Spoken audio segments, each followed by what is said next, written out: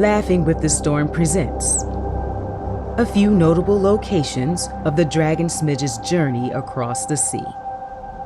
Written by V.M. Collins. It takes ages to make a dragon. First, a land must be cursed from some long ago forgotten catastrophe. And second, a gold mine in that cursed land must be mined to exhaustion.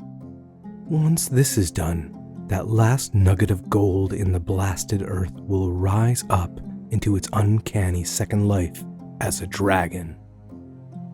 It takes even longer for a dragon to die, for they must retrieve all the gold that had already been mined before their birth.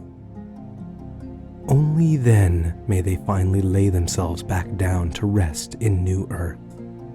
If the mines in that cursed land are vast, and they are, then the gold extracted from the earth will have spent decades being traded across the world, even to lands that have never heard of such a long ago curse, nor know of such cursed gold. This search brings a dragon to many curious places. The dragon Smidge, for instance, first alighted on the shores of the land across the sea after they had exhausted their search in lands closer to home. And in this new land, Smidge has learned there is a Witch King, and that Witch King has a vault full of wealth. The Witch King's Vault. Smidge, upon breaking into the Witch King's vault, quickly ascertained that the Witch King did not actually have that much in the way of the material wealth that Smidge sought. The best that the vault could offer was a set of gold-gilt statues cast in various gambling forms of small dogs. Smidge, always keen for inspiration, reshaped their own small golden body in imitation of the one they liked best before consuming the original statue. The thin layer of gilding made for an unfulfilling meal.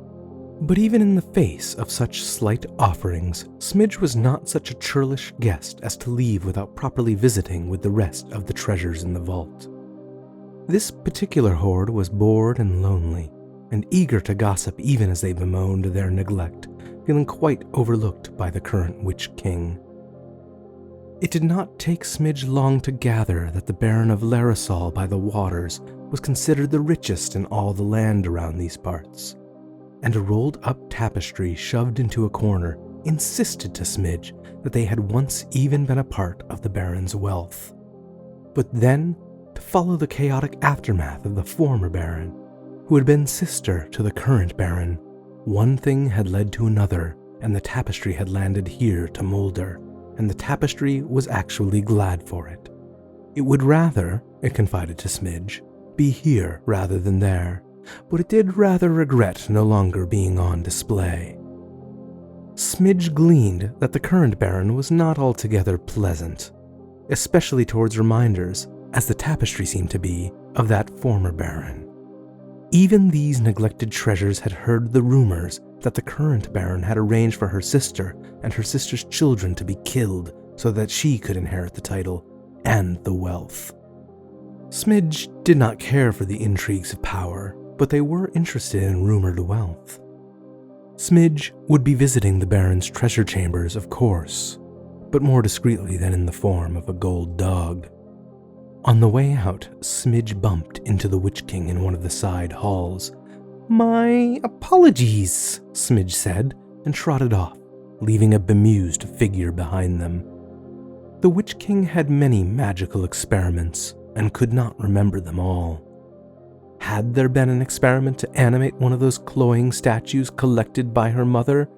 A rousing success, were that the case. Worth investigating further. Outside, and having already forgotten the encounter, the edges of Smidge's golden form rippled and turned molten, and then Smidge dispersed into smaller forms of gold starling birds that flocked into the air. High on a cliff, the greater part of Smidge that they'd left behind, too much to be sneaking into vaults unnoticed, turned their attention away from the sunrise and heaved themselves up in preparation of flight. The whole horizon was open to Smidge, but they turned in the direction of Larasol and the Baron. Larasol by the waters. The Baron was away when Smidge finally reached Larasol by the waters. The Baron's manor was full of seething whispers from every sideboard and candlestick and locked-up silverware. This was not a happy place, and the imprint of mistreatment of the people within the estate had laid itself thickly over every fine object that the Baron's wealth had bought. But that was not enough to obscure the shining note of gold that sung through it all. There was a peculiar quality to that sound that told Smidge that some of it was kissed gold, gold from their motherlode. One of the tiny flea forms that Smidge had sent, discreet, landed on a pile of fine golden rings. It would take a great many rings to truly make a discernible difference to the size of Smidge's full form, but the flea form had tripled in size by the time it had finished consuming those rings, formed from kissed gold, small bite by small bite. Smidge only grew when they ate kissed gold. Gold from other motherlodes could only be set aside in the event that Smidge met another dragon someday. The remainder of metal in the ring's composition went down the flea form's gullet and disappeared into the transitive property of a dragon, which is to say that what belonged to one form of Smidge belonged to them all. If any part of Smidge swallowed a treasure, then all the other parts of Smidge could cough it back up. Another flea form searched elsewhere in the manor, discovering that the Baron's vaunted treasures were primarily an armory of fine weapons. The weapons in the armory were rattled and angry at Smidge's appearance, and they were not keen to share anything with a dragon. All Smidge managed to learn was that the Baron was away at a tournament, and what riled these weapons more than the presence of Smidge was that the Baron had not taken them to such an important tournament. These were treasures that were well suited to the Baron's hand, and Smidge left them all behind. Yet another flea form of Smidge slipped their way into a cupboard to alight on the rim of a teacup and have a chat with what turned out to be a rather terrorized tea service. The Baron and her husband had a habit of throwing things about, and many a fine cup had never returned to the cupboard at all. The teacups, being privy to many a conversation in the parlor, and not fond of the Baron at all, had a great deal to tell Smidge about the tournament. It seemed the Baron had been scheming over tea, and she was going to trick the Witch King at the tournament. Maybe even kill her. But the winner's purse is gold. The schemes of the Baron and the Witch King did not concern Smidge. Only the prices that Smidge might be able to carry away concerned Smidge. The winner's purse was gold. Cheered by this news, Smidge flew away from the house. They were golden pinpricks sparkling in the air as the sun hit them, and they caused a few servants to blink and take a second look as they flew overhead.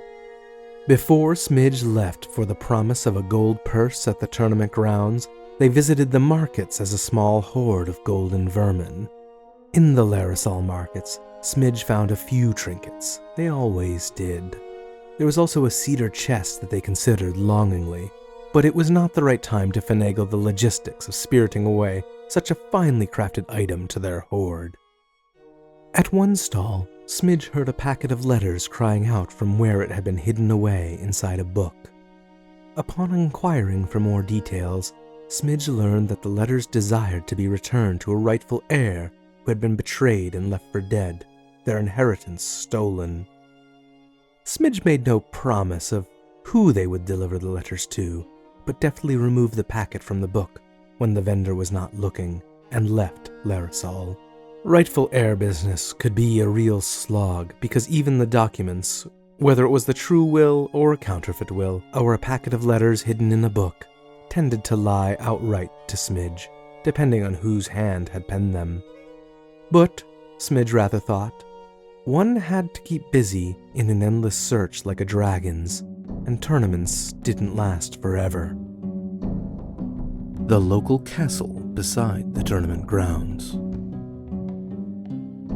The local lord who was hosting the tournament had a castle that stood between the seashore and the tournament grounds. First thing to do, of course, was to pay their respects to the fine prizes that had been set aside safely in this castle. Smidge split a small part of themselves off as a small golden lizard, while the greater part of themselves napped in the nearby sea, hidden by the waves. Smidge was dismayed then to discover that all of the prizes to be doled out to worthy competitors over the course of the tournament, and which were currently kept under close watch by guards provided by the Witch King, were counterfeit. The gold purse, too? Smidge asked in alarm. A ring of fool's gold, set with false emeralds, was sheepish about being a fake, and answered Smidge readily, even as a pair of silver-plated goblets, masquerading as true silver, scolded the ring at admitting to the ruse so quickly. The gold purse, too, was counterfeit. All part of the Baron's plot, the ring admitted. It didn't know where its true counterpart currently was. Beneath the waves of the sea, the greater dragon form of Smidge let out a long, sad sigh. It was a great disappointment, but since it wouldn't be long before the smaller valued counterfeits started to be handed out, outrage at the discovery of counterfeits could be sparked at any moment, and that kind of chaos could provide a great deal of cover to Smidge's own movements. The tournament grounds. The encampment at the tournament was crowded and boisterous. There was a ferocious pride here in the generations of metal handed down from parent to child. Wicked blades of steel whispered of the blood they had spilled. Sturdy shields rumbled over every blow they had absorbed, and which they were saving up to return in full measure one day. And many tokens fair murmured over quiet understandings and sweet moments. Smidge slithered through the trampled grass. Every now and then they tilted their head back, scenting the air for that elusive scent of value known only to creatures of gold. Smidge never forgot the scent of what had once been in their hoard. They caught scent of one such item now, given many years past to a champion of many tournaments. Between the trace of real gold on the air and that scent of an old treasure, Smidge pursued the latter, skittering and bounding over the trodden grass and the dirt and skirted around tents, following that scent to the source. Their lizard form pushed in through the tent flaps, and a familiar hand reached down to let Smidge scamper on. Smidge was lifted up so they could see Idran's face, familiar lines worn deeper into sun-aged skin, somber eyes that spoke of keen observation. If you've come for the winner's purse, it's all counterfeit, Smidge told him, still gloomy over that fact. If there were nothing here to win, then Smidge did not want Idran to compete at all. Idran grew older each time Smidge met him again, the years seeming to speed up. After the competitions, Idran slowed down more, overcome with the accumulated strain on his body. "A disappointment," Idran said, "but not my goal. I am here to help a boy who was left for dead reclaim his birthright." Smidge had a sudden misgiving. They had mostly forgotten the tapestry's tale, but a chord of vague recollection seemed to be struck now, even as, safe in the belly of the greater part of Smidge hidden under the waves, the packet of letters they'd taken from the Larisol market lurched. Mere moments later, the boy returned to the tent. Judging by the amount of mud that covered the boy from head to toe, and the aura of wounded pride that had collected around his hunched shoulders, he'd been on the losing side of some tussle or another. He had barely a glance to spare at Idran, instead sitting down sulkily on the tent cot, and letting a bag of equipment he carried drop carelessly to the floor with a clang and a clatter. Smidge could tell immediately that the equipment in this bag was as equally sullen as the boy's demeanor. In fact, Smidge could pick up whispers from around the tent, all from items in the boy's possession. Armor that did not want to fit right, a shield that wanted to shatter, a sword that wanted to fall out of hand. Idran had his work cut out for him. "This is Myrn," Idran said to Smidge. "I believe his cause has merit, but he'll need a dragon's armament to make it through. Can you help him?" Merit meant that Idran had been promised sufficient compensation, that it could lead to more gold for Smidge. Cause, however, promised to tangle Smidge up further with the Baron. For the packet of letters were crying out within Smidge's greater self. "It is Mern, the heir betrayed! Return us at last to his hand!" "That equipment doesn't suit," Smidge said to Idrin, reluctant to offer anything at all to Mern, and offering only because they knew Idrin well. "Perhaps." Before Smidge could continue, Mern was standing and a sword tip was hovering over Smidge's head. "From whence witchery does this creature come?" Mern demanded. "From the kissed mine," Smidge said. "As the gold was exhausted there, so were we born from the last of it." Mern was silent for a baffled moment, with no recognition of what Smidge had said. "Then, what are you?" "A dragon, of course."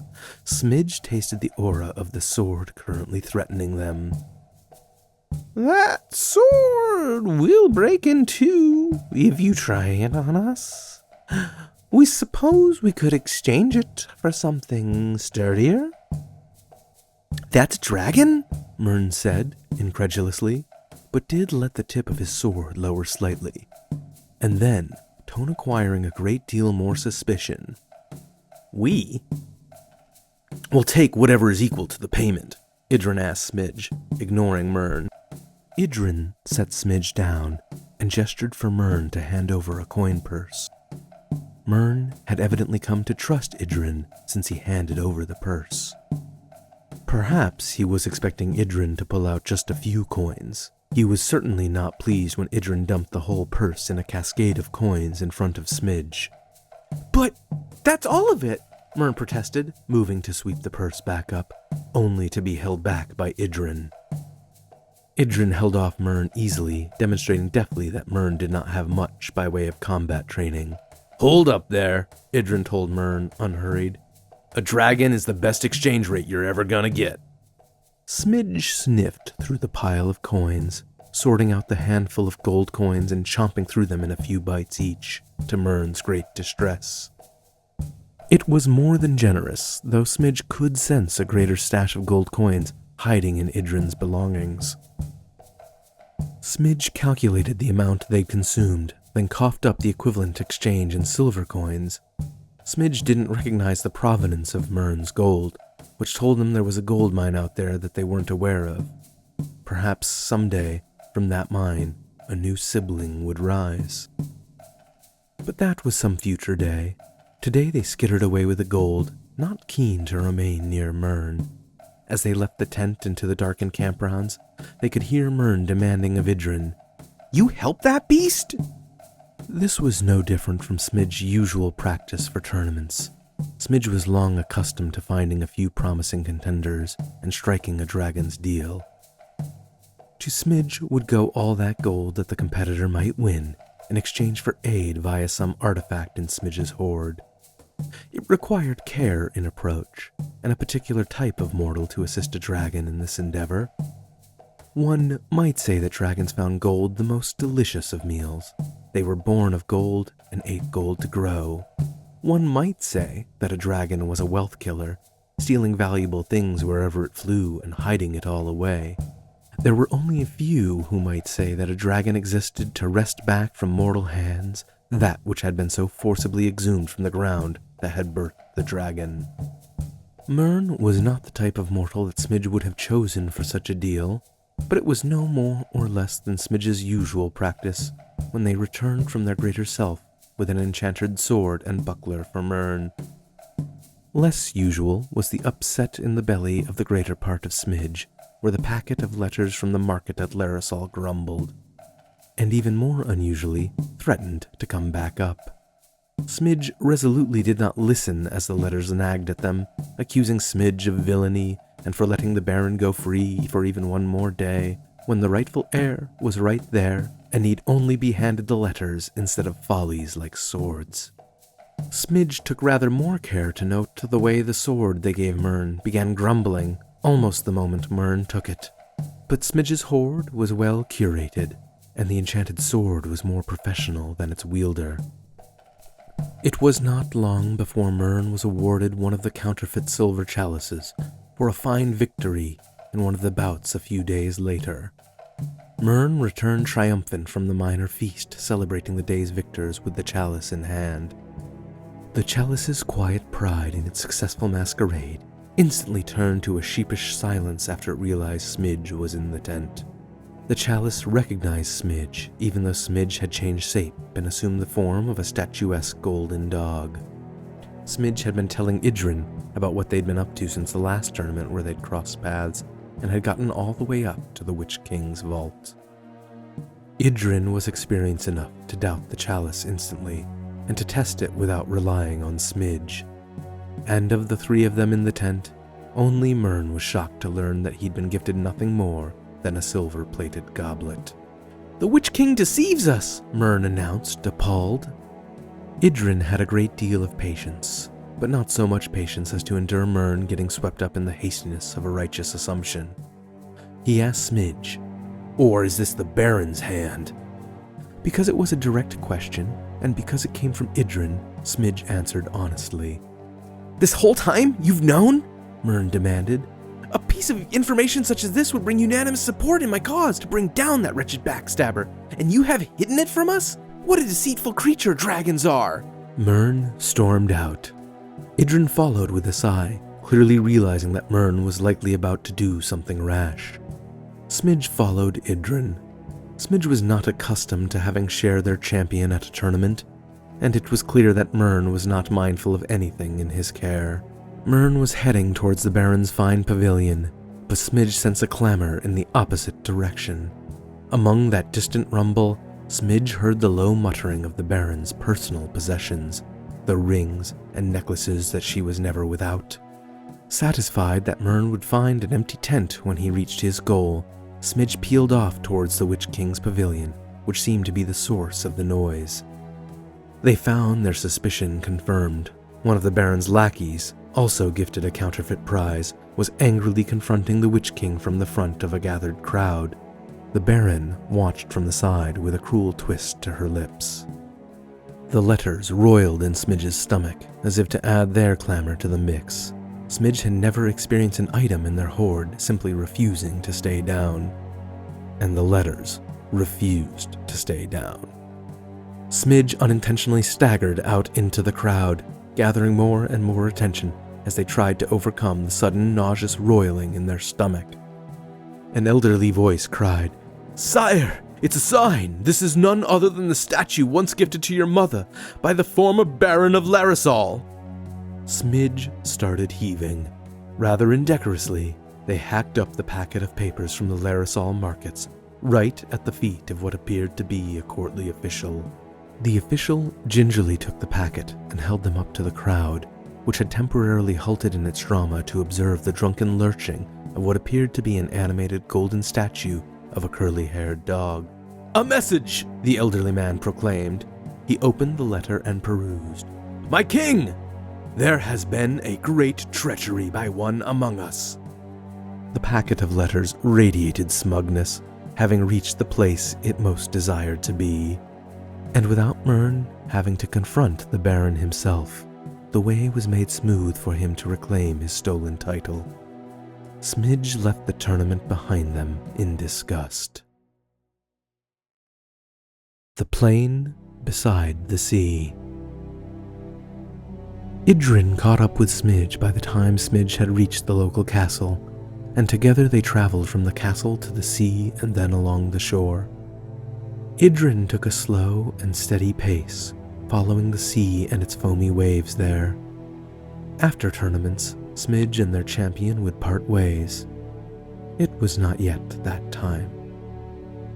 Smidge indicated where they should stop, and Idrin dismounted from his horse, and the two of them sat, watching the waves crest. Over that horizon, there was another tournament ground much like this, where they'd first met. By the time they'd met, though, Idrin had not really needed Smidge's aid to succeed at combat. But in that first meeting, Smidge had seen the way that Idrin looked at Smidge like they were a creature of thought and volition, and not what their shared language called a dragon. Furtive gold, an errant thing. The truer name for a dragon would be a wound in the world, from where they crawled out of the land that had been blasted open, excavated and exhausted of its mineral riches, with tools that magic could bring to bear against the land, leaving gaping holes behind that never healed. And now, so many years after that meeting, Idrin still gave Smidge gold in exchange for silver, though he asked for no treasure in return.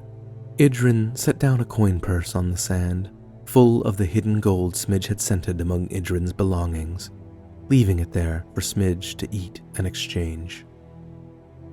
The coin inside was from the kissed mine, old, very old, and delicious. Because this gold came from a vein of their mother lode, they felt themselves becoming more complete as they ate it, chasing after everything that had been hollowed out from the ground they'd been born from. On the day they found all the gold that had been taken from their mother lode and claimed it all back, they would return to the earth to sleep, return to mineral, the long life of a dragon. For Idrin to have this gold told Smidge what Idrin had not, that Idrin was also ranging further afield to find coin purses that contained gold from Smidge's lineage. Idrin was older, stiffer, pained in his movements. There were times that Smidge envied that mortals did not have to work so hard and for so long to reach death. But now, Smidge regretted the threat of it over Idrin. What Smidge had was mineral life, magic life, the slow weathering and grinding and carving and chipping away. They wanted to be warm and hidden under the earth again. They wanted to be a wound in the world that was finally healed, after they had finally gathered all their gold and found some new ground hidden deep from mortal hands. It was a wearying journey ahead, with an end that would come the next day or in 100 years. In that time, dragons encountered so much treasure. All things hoarded had to be passed on. That was a dragon's wealth killing, to disperse every treasure they'd ever gathered back out into the world. The evening light was falling, and the gold was exchanged, and the moment was done. Time for the parting of ways. Under the sea, the greater part of Smidge opened a molten eye and yawned wide, satisfied. They reached out their massive claws and kneaded them into the seabed in preparation of departure. While Idrin had gotten older, Smidge had gotten heavier with the weight of themselves. A tidal wave crashed over the shore from the water that the greater part of Smidge displaced as they rose up from the sea. Once they reached the shore, they scattered into a herd of bright gold horses. They gleamed and raced joyously beside the incoming foaming tide. The setting sun across the water washed the scene in red light. And then the horses scattered into birds, rising into the sky. Far over the water, the sun glinted off a flock of innumerable birds that swept and arced through the air. For the briefest of moments, for those who were lucky enough to glance up at the right time, the golden birds flocked into the shape of a massive dragon, its wings raised high.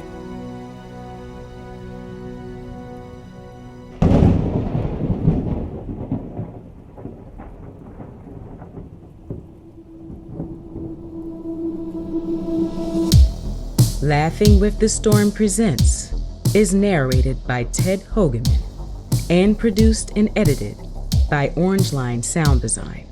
If you like what you heard here, go to laughingwiththestorm.net to hear more genre-bending stories that celebrate the dread and wonder of existence.